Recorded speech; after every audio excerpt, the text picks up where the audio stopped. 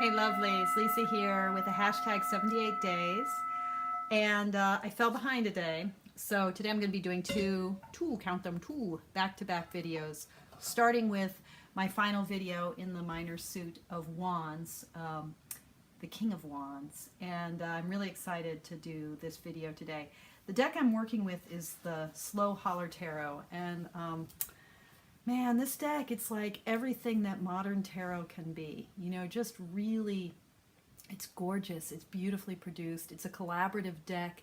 It's realizing, it's so wandsy in this way, like realizing this vision in community. I mean, I love it. It's everything I've been trying to say about the wands. And I just want to read from a little bit from the companion book.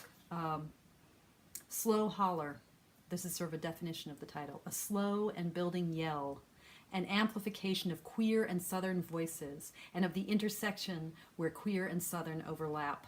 A place of refuge for queer Southern creators. Now, I neither identify queer nor Southern, and yet I find this deck beautiful, compelling, moving, important. It says Slow Holler is a platform for catalyzing, organizing, and sharing creative projects that amplify queer and Southern voices. Different contributors work on each project to dream and actualize finely crafted, meaningful work that embodies and explores the overlap of queer and Southern identity. So, you know, this tarot deck, I think, is just one piece of what the collaborative is doing. We all create in different ways. We make and create after day jobs, in tattoo shops, alongside inky comic pages, within the airy walls of solitary studios, from homes that move, in groups on front porches, and behind mics amplifying poetry from mouths. We create fitfully, feverishly, and serenely. We struggle together to make something bigger and more layered than any one of us could make as an individual. Man, that's the tarot right there. I mean, this collaborative project is realizing, and this platform is realizing what the tarot as this, you know, game that was invented, that, you know, that Europe inherited from, you know, the Muslim world. The Muslim world got it from China. You know, playing cards were invented in China. And Europe then, you know, takes this game, it gets elaborated by different publishers, different artists, it gets picked up, it gets layered with different kinds of esoteric and exoteric meanings, it gets reworked by each new artist, each new interpreter, each new reader, each new publisher. And that overlapping of voices, amplifying whatever the tarot at its core is, and creating whatever the tarot at its core is. This kind of restless and yet serene energy of the tarot. Now, holler, as I understand it, is Appalachian dialect for hollow, and sort of refers to, you know, the valley between mountains. And so this idea of the slow holler, like the pun in the name of this platform, in the name of this tarot deck, you know, that this is a place of refuge, and it's also something that amplifies a shout that can grow and become louder, voices building together. That too, to me, ideally captures what tarot is a place of refuge, and it's an amplification process for the human soul, for the human voice in all of its many varied articulations. So, you know, this deck is beautiful, and I've only really begun to dive into it. I have it in this beautiful deerskin. I don't like going after leather, but sometimes leather is just what you need. This beautiful deerskin pouch, and then inside the pouch is the deck wrapped in the wonderful cloth that it came in. And, you know, this collaborative process, which, although the aesthetics of the different artists are all really varied, the production feels more coherent and complete and perfect than any any collaborative project I've ever seen. So, wands are branches. You know, part of what holds the deck together is the color palette.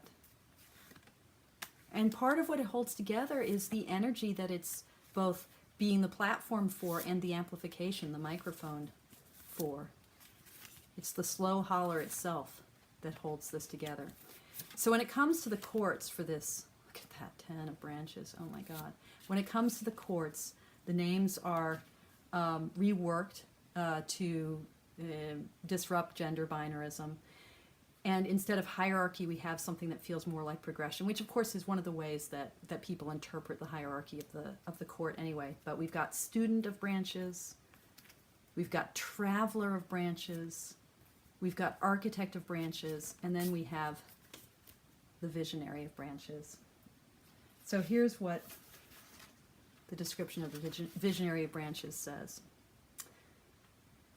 Be thankful for the glowing magic of your cells and your soul. Feel your nervous system branching out its dendrites in search of the cosmos. Let the rich, fertile ground of your heart receive the lightning of your own genius.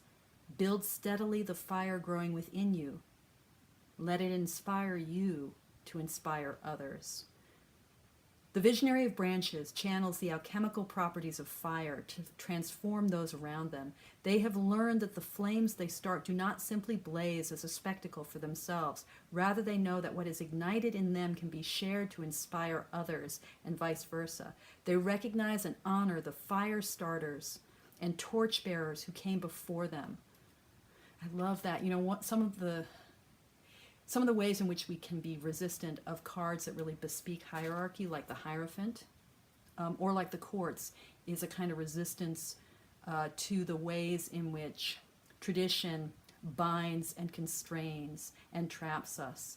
But this sort of idea of the ways in which our own unleashing of our spark, of our genius, to use the word that they're using in the companion book, the way that can entail a recognition and a creation of our own lineage, of whom we take as our guiding ancestors, our guiding, our grandmothers, grandfathers, our elders, right? That's part of the process. And so when we can see, when we can turn hierarchy into this medicine that supports our own self-realization and our own kind of amplification of the sparks and gifts of others, then hierarchy becomes this beautiful thing. I think it becomes a community of it becomes a community that transcends space, time, gender, but also defines us in a particular space, in a particular time, with a particular gender or race identity. Okay. The visionary's fire is not an easily extinguished spark. Sorry, this is so good, I just have to read it. But a fire which sustains. For this reason, people are willing to trust this visionary to complete long-term projects and foster new growth. The visionary may appear in your life as a teacher, mentor, elder, or anyone who channels their experiences and resources to nurture their communities. If the visionary represents you, meditate on how the energy burning in you was once the burning gas of stars. Consider how you are reimagining and reenacting the knowledge of those who came before you and lighting paths for those who will come after you.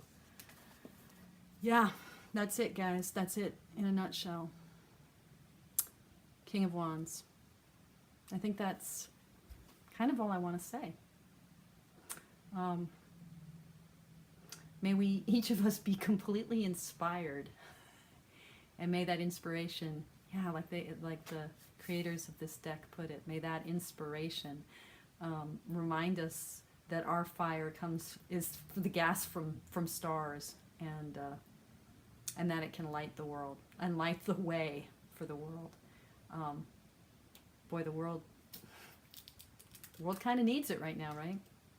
Okay, you guys, much love. Be well. Thank you, as always, for joining me.